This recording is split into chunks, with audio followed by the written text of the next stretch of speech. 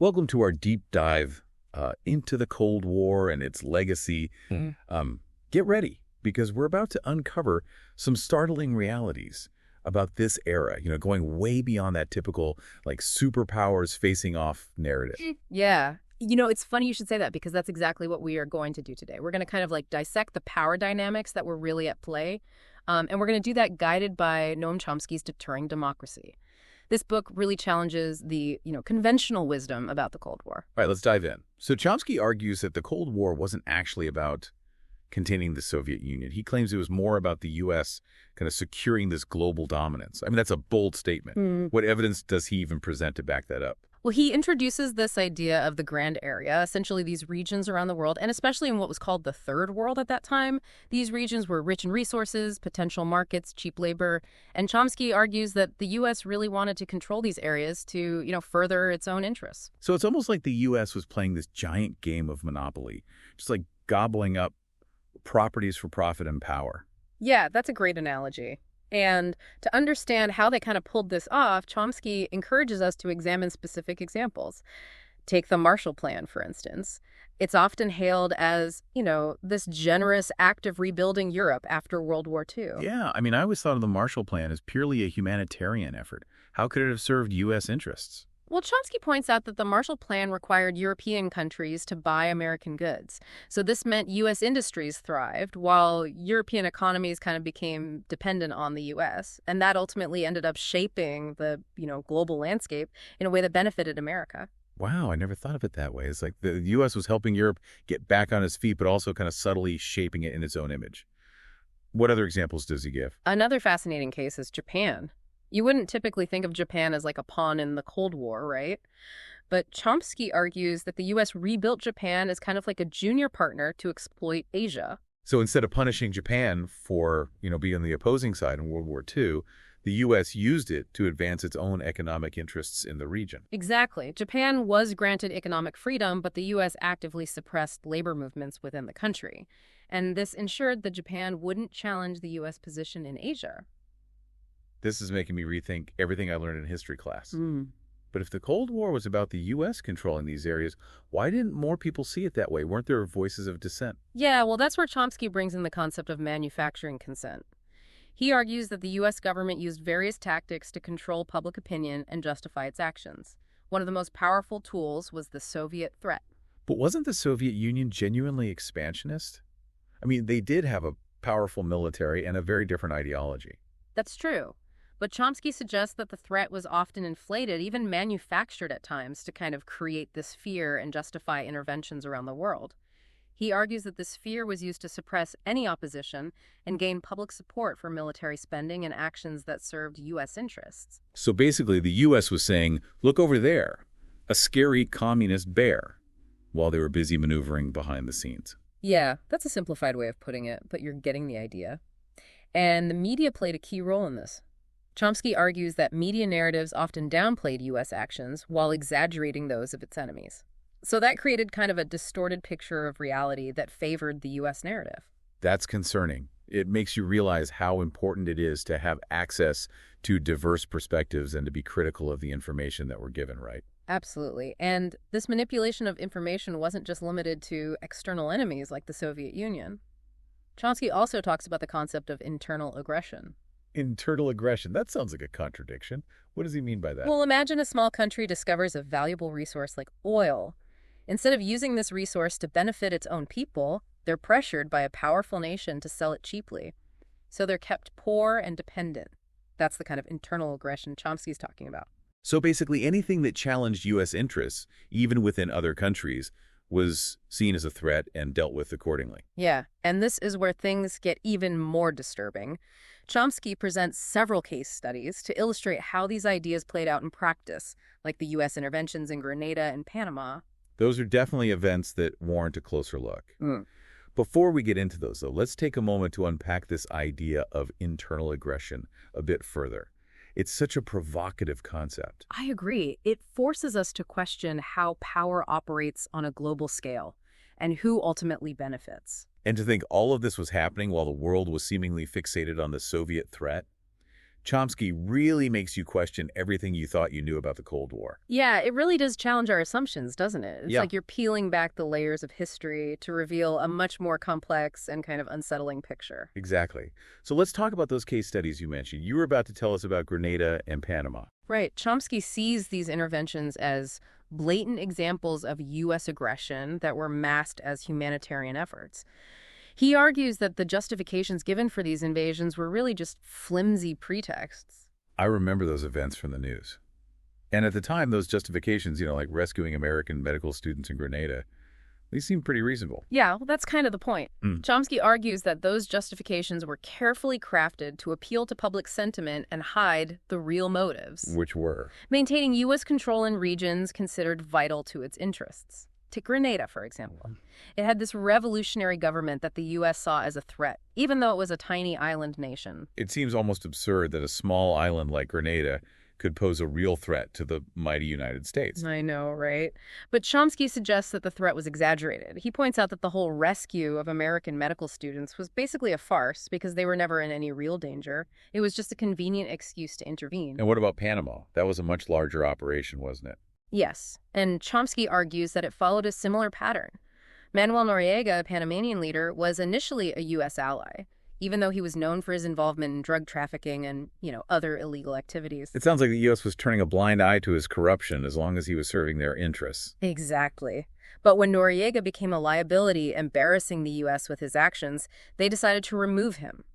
And they used the war on drugs and the need to protect American lives as a justification for the invasion.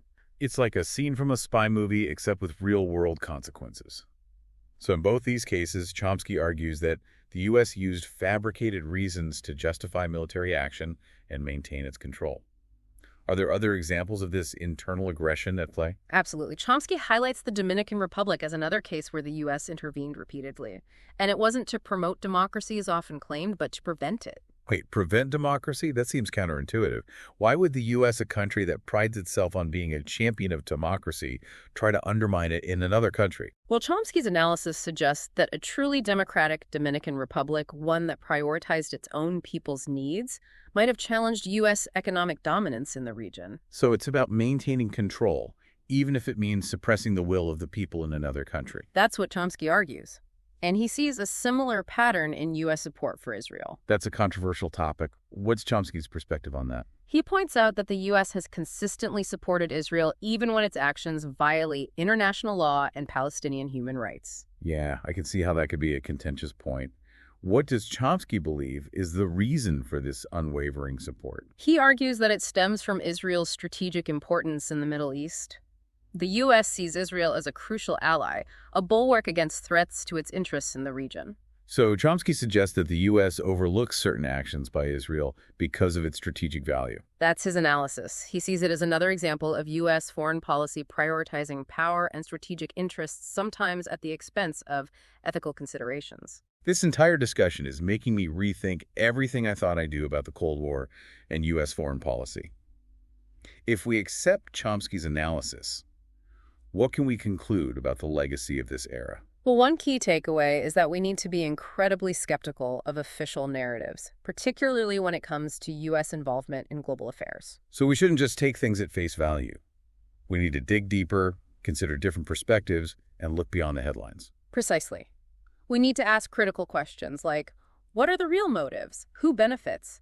And who pays the price?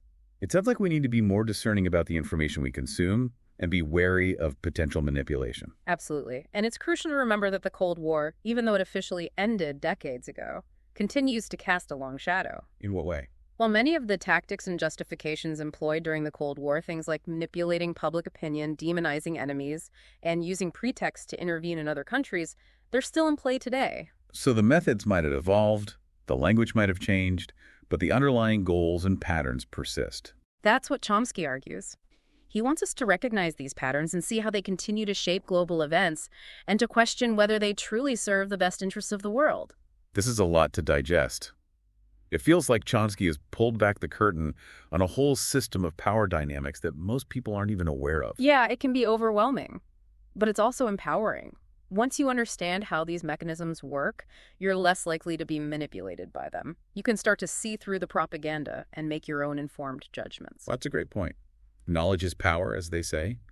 But where do we go from here? What can we as individuals do to challenge these systems of power and make a difference? Well, for starters, we can become more informed and engaged citizens. We can support independent media and organizations that are holding power to account. We can educate ourselves and others about these issues. And we can demand better from our leaders. We Right. can make it clear that we won't tolerate policies based on fear, deception, and the pursuit of narrow interests. Exactly. It's about recognizing our own power as citizens, coming together and working towards a more just and equitable world. It's a challenging task, but it's essential. As Chomsky reminds us, the price of apathy is too high. This deep dive into his work has certainly given us a lot to think about. It has. And remember, the legacy of the Cold War isn't just about the past. It's about the choices we make today and the world we create for tomorrow. Well said. So if the Cold War wasn't really about the Soviet Union, what are the real driving forces behind current U.S. interventions and military buildup? Is it possible that the Soviet threat has simply been replaced with a new enemy to justify similar actions? That's the question we need to grapple with. Is the U.S. genuinely promoting freedom and democracy around the world, or are those noble ideals being used to mask a different agenda? I encourage you to explore this question further, do your own research, and come to your own conclusions. That's a perfect note to end on. The Cold War may be over, but the struggle for a more just and peaceful world continues. Thanks for joining us on this deep dive. Yeah, that is a question that really makes you think, Like he's almost urging us to be these critical thinkers and not just passive consumers of, information. Exactly. He's reminding us that power operates in very subtle and very insidious ways. And if we're not paying attention, if we're not questioning these narratives that are being presented to us, we can very easily become complicit in systems that really don't serve our best interests. It's a bit like the story of the emperor's new clothes, isn't it? Like everyone's afraid to point out the obvious because they don't want to appear foolish. But Chomsky is urging us to be that child in the story, the one who speaks truth to power no matter how uncomfortable it might be. I love that analogy. That's a good one. It highlights the importance of having those independent voices, right? Mm-hmm. People that are willing to challenge the status quo and really kind of expose the truth even when it's inconvenient. Speaking of inconvenient truths, one of the most unsettling aspects of Chomsky's analysis is this idea of manufacturing consent. This notion that public opinion can be shaped and manipulated to serve particular agendas. Yeah. I mean, how do you even see that playing out in the world today? Well, think about how we consume information now. We're bombarded with news and opinions 24/7 through social media, cable news, these online platforms. It's a constant stream of information, and it's often sensationalized, and it's designed to really grab our attention more than inform us. It's like we're drowning in information, but we're starving for wisdom. Yeah. It's hard to know what to believe, who to trust, how to even sift through all the noise to find the truth. Exactly. And that's why it's more important than ever to develop those critical thinking skills. We need to learn how to evaluate sources, identify biases, and distinguish between fact and opinion. So it's not just about consuming information, it's about consuming consciously and critically. Yeah. We need to be active participants in this information process and not passive recipients. Precisely. And that requires effort. It means, reading beyond those headlines, seeking out diverse perspectives, and engaging in respectful dialogue with people that hold different views. It also means supporting those independent media sources, right? The ones that aren't beholden to corporate interests or political agendas. We need journalism that is committed to truth-telling and holding power to account, even if it's not always popular or profitable. I completely agree. And beyond media, it's about supporting organizations and individuals who are working to expose that injustice and challenge systems of oppression and promote a more equitable and sustainable world. This deep dive into Chomsky's work has been a real eye-opener. It's really challenged me to think more critically about the world, to question assumptions, and to recognize my own role in either perpetuating or challenging these systems of power. That's the power of critical thinking. It's not just about acquiring knowledge. It's about using that knowledge to transform ourselves and the world around us. It can feel daunting at times, like we're just these small cogs in a giant machine. But Chomsky reminds us that even small acts of resistance can have this ripple effect. He urges us to not underestimate the power of collective action, of people coming together to demand change. History is full of examples of movements that started small and grew into these forces that toppled empires and transformed societies. So as we wrap up this deep dive, what is the key takeaway you want to leave our listeners with? I think Chomsky would say that the most important thing is to never stop questioning, never stop learning, and never stop engaging with the world around you. The struggle for a more just and peaceful world is ongoing, and it requires our active participation. Beautifully said. The Cold War may be over, but that fight for a better future continues. Thanks for joining us on this journey of discovery.